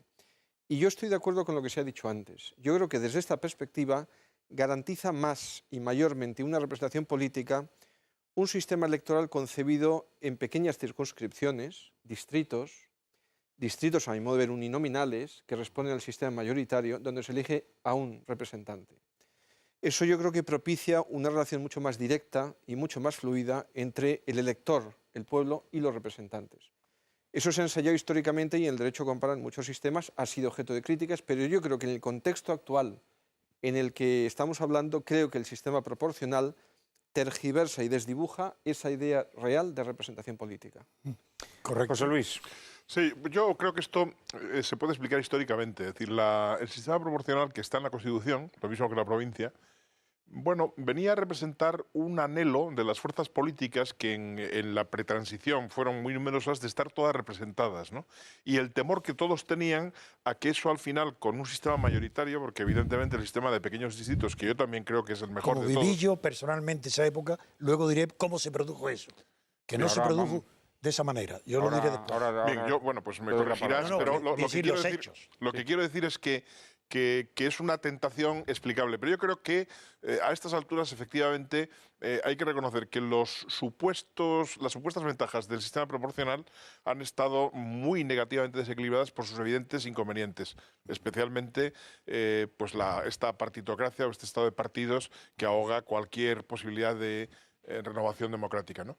Y en cambio, los sistemas en los que existen pequeñas circunscripciones y voto mayoritario, como por ejemplo en Inglaterra, a pesar de que no cumpla estrictamente con todas las normas que Antonio García Trevijano ha establecido, pues yo creo que son sistemas inequívocamente democráticos, sistemas en los que es posible una renovación, porque al final, independientemente de las precisiones políticas, jurídicas y filosóficas, cuando yo creo que la democracia, que hoy en día todavía en España, desde el punto de vista sociológico, goza de una enorme aceptación, ¿qué es lo que la gente quiere decir por democracia? Lo que la gente quiere decir por democracia es que hay, primero, un gobierno que no impone cosas que no son queridas por la mayoría. Es decir, un gobierno que no es dictatorial, que no es autoritario, punto primero. Y punto segundo, un gobierno que es sensible a los cambios de opinión. Entonces, eso se logra mejor con unos sistemas de representación electoral distintos a los que tenemos aquí. Sin embargo, y termino ya, es muy frecuente que haya quejas contra este sistema electoral que están mal formuladas técnicamente. De hecho, María Cárcava lo ha dicho bien. Por ejemplo, las quejas sobre representación de los partidos nacionalistas no están fundadas. El sistema no les da una sobrerepresentación. Les da una representación que es la que tienen que tener. Probablemente son los que salen ni beneficiados como los grandes partidos, ni perjudicados como los partidos nacionales de poca representación. ¿Qué es lo que ocurre? Lo que ocurre es que aquí hablamos de un bipartidismo imperfecto, pero nuestro bipartidismo es imperfecto no solo en ese sentido técnico que tiene la expresión, sino en un sentido mucho más hondo. Nuestros dos grandes partidos no han sido capaces de ponerse de acuerdo en una serie de cosas esenciales que todo el mundo les aplaudiría, en hacer una reforma bien hecha de la justicia, en encauzar la educación como es debido, en acabar sin excesivas discusiones con el terrorismo, en someter las cuestiones de los partidos nacionalistas a su justo término medio. Y entonces resulta que acaba pagando las disensiones internas, los intereses políticos de los dos grandes partidos, acaba haciendo que los españoles crean que es un problema de la ley electoral. No es un problema de la ley electoral, es un problema de falta de acuerdo de los dos grandes partidos que ponen por encima del interés nacional sus intereses particulares en la contraposición con el otro, ¿no? Por tanto, ¿hay que reformar el sistema electoral? Yo creo que hay otras reformas que hacer antes que esa. Hay reformas que hacer que los electores seamos más exigentes con los partidos de nuestra preferencia, que la opinión pública sea más capaz de imponer puntos de vista más ricos y que sepamos hacer que la democracia por sí misma y con todos los defectos que evidentemente tiene, evolucione hacia un sistema más razonable. Porque ahora mismo estamos realmente a punto de estar en un estado extremadamente poco razonable, en un estado que muy bien se puede caricaturizar como una transformación relativamente pequeña del franquismo. De hecho, yo he dicho muchas veces, y termino ya, que nuestros partidos se pueden describir mejor que nada con una frase de Pemán, con la que Pemán ironizaba lo que era el Consejo Nacional del Movimiento, que era un órgano que en teoría era para aconsejar al caudillo, a Franco, y decía Pemán que era un órgano que en la práctica consistía en que todos los años se reunía para oír un discurso del aconsejado. Y nuestros partidos en el fondo hoy en día son eso.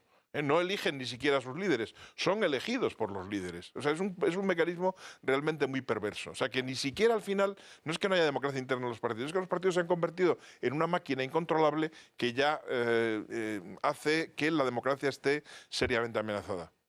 Antonio y Carlos. Dos temas. Uno, que quería precisar el origen histórico. Sí. Siempre yo soy esclavo de la verdad, de los hechos. Antes de tener ideas propias, lo primero que quiero es saber los hechos, cómo son. Y luego podrás pensar. En España se adoptó el sistema proporcional con un simulacro, porque Fraga quería el sistema mayoritario que defendemos. No porque estuviera en embajador en Londres y hubiera visto cómo funcionaba el sistema. Sabía un poquito de eso, ¿no? Sí, pero no era por eso, sino porque él pensaba que como las únicas personas conocidas eran los franquistas, si se hacían elecciones con el sistema mayoritario, saldrían elegidos los candidatos uninominales franquistas. Pero el PSOE, Fraga no hizo batalla de eso, pero sí intentó. Pero el PSOE, en un día que estaba Felipe González en Moscú, Alfonso Guerra reunido con Gutiérrez Mellado, en una conversación por teléfono, todo archisabido, simuló el PSOE que renunciaba a la República a cambio del sistema proporcional. Ese fue el origen. Y en cuanto al tema fundamental de la ley electoral, que es el que nos corresponde, es de decir mi extrañeza profunda de que los especialistas en derecho constitucional en España, tanto los profesores en la universidad como los periodistas, no se den cuenta que entre la Constitución y la ley electoral hay una contradicción absoluta. ¿Y en qué consiste la contradicción? Porque la Constitución prohíbe el mandato imperativo, claro, y la ley electoral lo consagra. Claro. Es decir, si los partidos son los únicos que eligen a los diputados, el mandato imperativo es indefectible. Claro. Y la Constitución lo prohíbe. ¿Y cuáles son las consecuencias? Yo, como soy jurista... Expliquemos a nuestros espectadores en qué consiste el mandato imperativo. Sí, el mandato imperativo... Porque no deja de ser una expresión jurídica, técnica. Está bien. Pero también quiero decir, como siempre, el origen. Siempre hay que ir al origen de la idea de dónde vienen. En la Revolución Francesa hubo un mandato imperativo en los cuadernos de malestar, de dolencias, que expresaban para la reforma del Estado. Todos los ciudadanos, fue la encuesta más gigantesca que nunca se ha hecho y bien hecha. Entonces, los diputados, los que fueron enviados diputados a Versalles, iban con mandato imperativo de los electores ciudadanos franceses, que lo mandaron con mandato imperativo. Es decir, eran elegidos que fueran a Versalles para expresar con fidelidad las dolencias, las quejas de los que lo habían mandado. El abate Sieyes, que tenía esas cualidades y que quería por encima de todo hacer una constitución, le daba lo mismo que fuera para Napoleón como para la Revolución, dijo que ya no, al reunirse toda la Asamblea de Diputados del Tercer Estado, la gente que no era ni de la Iglesia ni de la aristocracia, los diputados que provenían del Tercer Estado, se reunieron e invitaron a los diputados de la nobleza y de la Iglesia a que se reunieran con ellos. Esto y el rey rechazaron la reunión sola para votar por cabeza. Querían votar por órdenes separadas, claro. El Tercer Estado, el pueblo no tenía nada que hacer. Entonces, si ella ahí dijo, ¿cómo? Nosotros no tenemos ya mandato imperativo, porque el mandato imperativo estaba justificado para los casos, pero si se produce este caso excepcional, el mandato imperativo no existe. Somos libres y declaro a los franceses que no paguen impuestos, que hagamos una revolución, no fue la palabra, hasta que no conseguir que se vote por cabeza y que vengan con nosotros. Ese es el origen de la prohibición del mandato, de la prohibición del mandato imperativo. Lo que fue una contingencia se quedó de repente, después ya de la revolución y con Nápoles, se quedó en una conquista tremenda para el poder. Es decir, que prohibir el mandato imperativo, bueno, eso era, en realidad era como el sistema que había ideado Sieyes, era dar el poder a la clase política. Y eso es lo que ha pasado. Así hoy el poder, el mandato imperativo, al estar prohibido en la Constitución, pero ser imposible, porque los partidos no pueden tener función, como cuando dice que los partidos tendrán funcionamiento democrático, contra la ley de hierro de Robert Mitchell. Eso es imposible. Un partido es forzosamente oligárquico, no puede ser democrático aunque quiera, los partidos de masas. Pues eso, unido con la prohibición del mandato imperativo, hace. Y si los lectores, los oyentes me escuchan, se quedarán diciendo hasta qué punto, en qué país vivimos. Todas las leyes aprobadas por las Cortes o el Parlamento español, desde el año 77 a hoy, sin excepción, todas las leyes son radicalmente nulas de pleno derecho. Todas. Y no hay ni un constitucionalista, ni un abogado, ni un juez, ni un jurista que lo diga. ¿Por qué? Porque todas han sido adoptadas bajo mandato imperativo que está prohibido por la Constitución. Todas las leyes son anticonstitucionales. Carlos, Yo No, matizaría, supongo que no, matizarías a eso, ¿no? yo matizaría, creo que con algo más de insistencia de lo que lo he hecho en otras ocasiones. Una cosa es el mandato imperativo y otra cosa distinta es la disciplina de partido.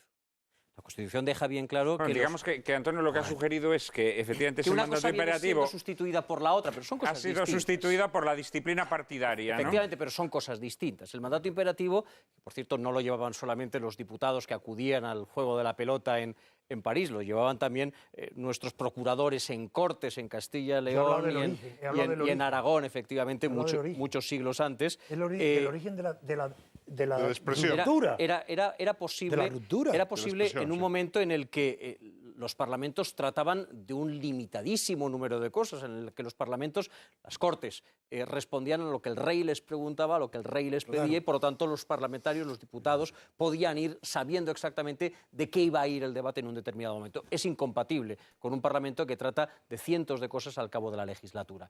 El mandato imperativo ha muerto, no puede sobrevivir, pero le ha venido a suplir, aun siendo una cosa distinta, Yo defiendo el mandato imperativo. la disciplina Hoy. de partido, que resulta extraordinariamente empobrecedora de la vida política en nuestro país.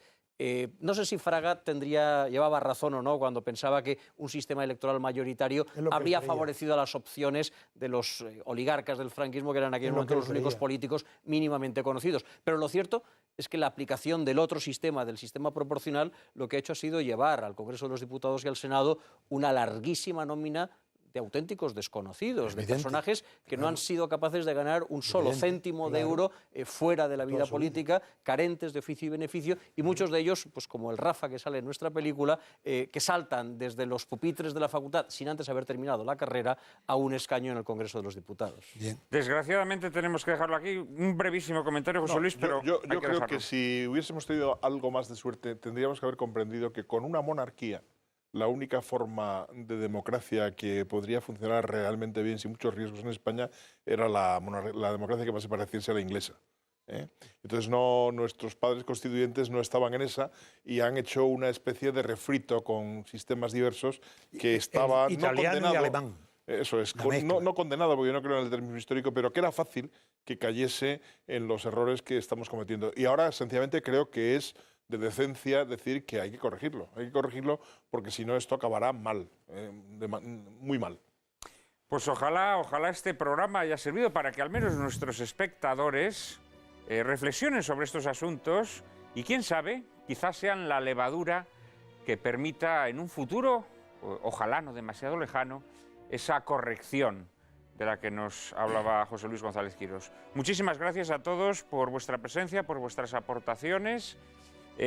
Muchísimas gracias a todos ustedes por estar ahí, ayudándonos cada domingo con su apoyo. Y en apenas un minuto, María Cárcava y yo mismo les anticiparemos el asunto de nuestro próximo programa.